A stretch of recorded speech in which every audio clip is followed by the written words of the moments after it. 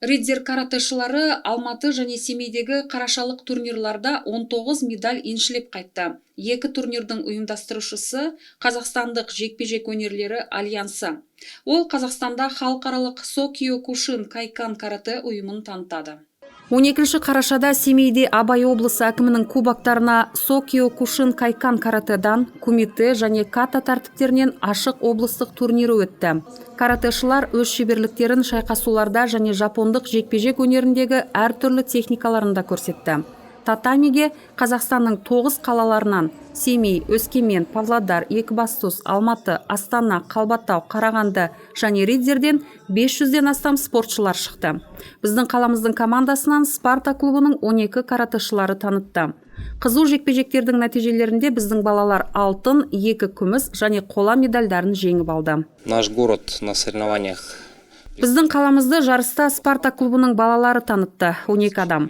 Олар Қазақстандық жекпе-жек өнері альянсында шұғылданады. 12 адамның 4-еуі жүлдегер, 1 алтын, 2 күміс, 1 қола алдық. Жарыс ауқымды болды, оған 9 қала қатысты, сонымен қоса Кан ұйымы болды, тәжірибемен алмасу өте жақсы деңгейде өтті. Ал бір апта бұрын Ридзерлік Спарта клубының каратэшылары Алматыда аймақтық Қабанбай Батыр чемпионатына қатысты. Турнирға 350-ге жуық спортшылар қатысты. Олар 4 халықаралық ұйымдарды және 3 қаланы Алматы, Павлодар және Ридзерді танытты. Шығыс Қазақстан облысы үшін Спарта клубында Константин Елаповтың жетекшілігінде жаттығатын 13 жауынгер шықты.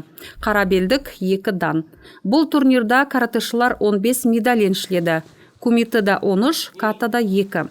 Жарыста облысымыз бен қаламызды лайықты танытты. Было 3 города, Павлодар. Оған дейін Алматыда Қабанбай Батыр аймақтық турнирі өтті. Оған Павлодар, Ридзер және Алматы қалалары қатысты. Және 4 ұйым қатысты. Балалар өте керемет шықты. Көлемі азырақ болды. 13 адамнан 15 медаль алды.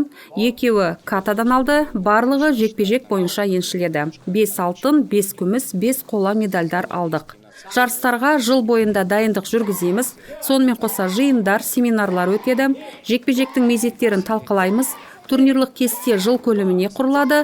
Мысалы қазір қаңтарға дейінгі турнирлар аяқталды, ал келесілері қаңтардан басталады. 7-8 турнир. Бұл жоспарлы турнирлар. Ал қатысуға шақыратын болса, одан да көп болады. Жаңа жыл қарсаңында қалалық Спарта клубында каратэшылардың кезекті аттестациясы өтеді. Түсті белдіктер, сай келетін оқу дәрежелерін тағайындау үшін имтихандар. Ал жаңа жылда үздік ридзерлік каратэшыларды Өскемендегі, Павлодар және Астанадағы түрлі деңгейлі турнирларда, Қазақстанның Алматыдағы чемпионатында күтеді. Оларға дайындық бүгін басталып кетті.